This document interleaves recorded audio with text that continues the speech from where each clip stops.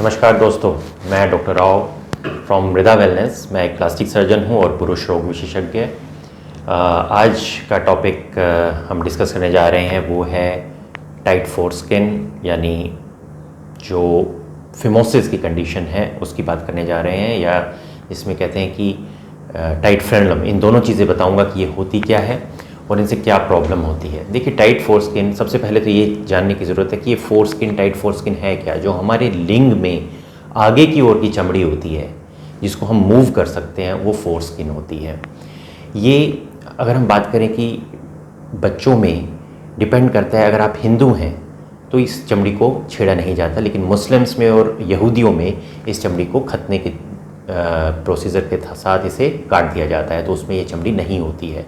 तो अगर हम हिंदुओं की बात करें, क्योंकि मुस्लिम्स में तो ये बचपन में ही काट दी जाती है, अगर हम हिंदू की बात करें तो फिर उसमें ये चमड़ी कई केसेस में टाइट हो जाती है। आइडियली इस चमड़ी को हमेशा बड़े आराम से जो लिंग की टोपी है उसके पीछे आ जाना चाहिए, जिसमें कोई किसी तरह का कोई दर्द नहीं होना चाहिए, कोई खिंचाव नहीं होना चाहिए और कोई सेंसिटिविटी नहीं होनी चाहिए।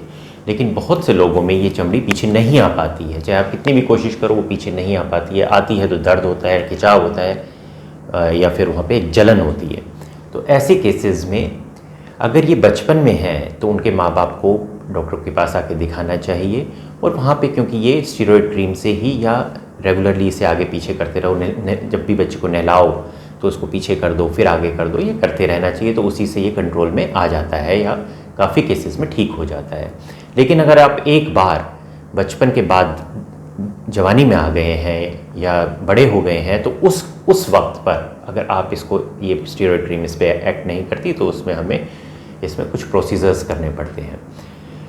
एक्चुअली इससे परेशानी क्या होती है, क्वेश्चन ये है कि इससे परेशानी से दो तरह की ज़्यादा परेशानी होती है, वैसे तीन तरह की परेशानी होती है। सबसे पहली परेशानी तो है कि सेक्स करते वक्त आपको पेन होगा, चमड़ी पीछे नहीं आएगी, ब्लीडिंग होगी, जिस कारण से अगर बहुत ज़्यादा दर्द होगा तो उससे आपका डर भी बैठ जाता है, और इरेक्टाइल डिस्फंक्शन और शीघ्र पतन यानी प्रीमेच्योर इजैकुलेशन की भी प्रॉब्लम आ जाती है, क्योंकि स्किन, ये जो ग्लैंड्स होता है बहुत ज़्यादा सेंसिटिव हो जाता है हर वक्त कवर रहने से स्किन के ऊपर, और जैसे ही आप सेक्स करते हो तो वो प्रीमेच्योर इजैकुलेशन, शीघ्र पतन या इरेक्टाइल डिस्फंक्शन, एक डर के कारण कि जब भी सेक्स करेंगे दर्द होगा, तो एक तरह से इम्पोर्टेंस आने का भी खतरा होता है।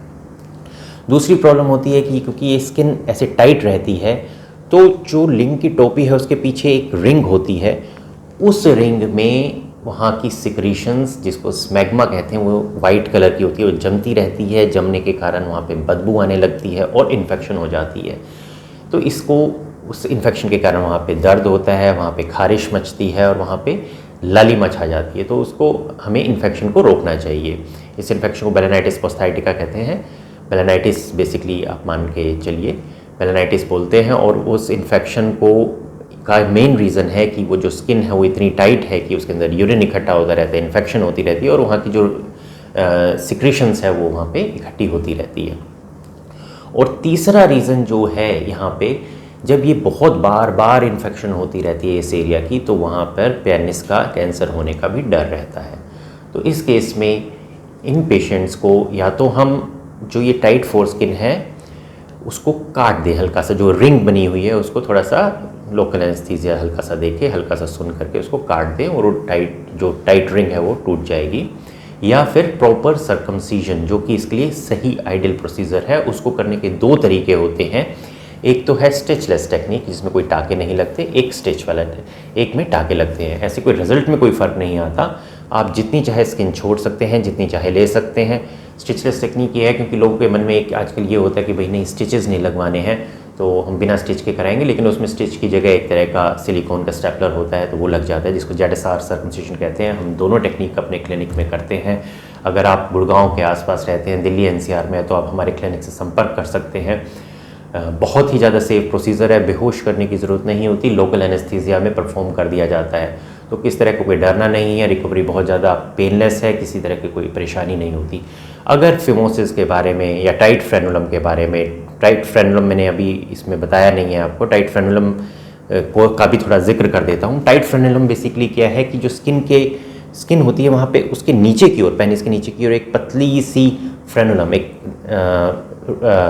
रेखा सी होती है, जिससे ये स्किन हमारे टिप पे, पेनिस के टिप से अटैच होती है। आमतौर पे टाइट ये फ्रेनुलम के होने के बावजूद वो स्किन पीछे आ जानी चाहिए, लेकिन कुछ केसेस में वो टाइट होता है तो स्किन पूरी पीछे नहीं आती, या अगर इरेक्शन होती है तो पेनिस नीचे की मुड़ जाता है, तो उसको फ्रेनुलोप्लास्टी से ठीक किया जा सकता है। तो इसके लिए 2 प्रोसीजर मैंने बताया, फ्रेनुलोप्लास्टी है और सर्कमसिजन है। सर्कमसिजन स्टिचलेस या स्टिच के साथ हो सकती है।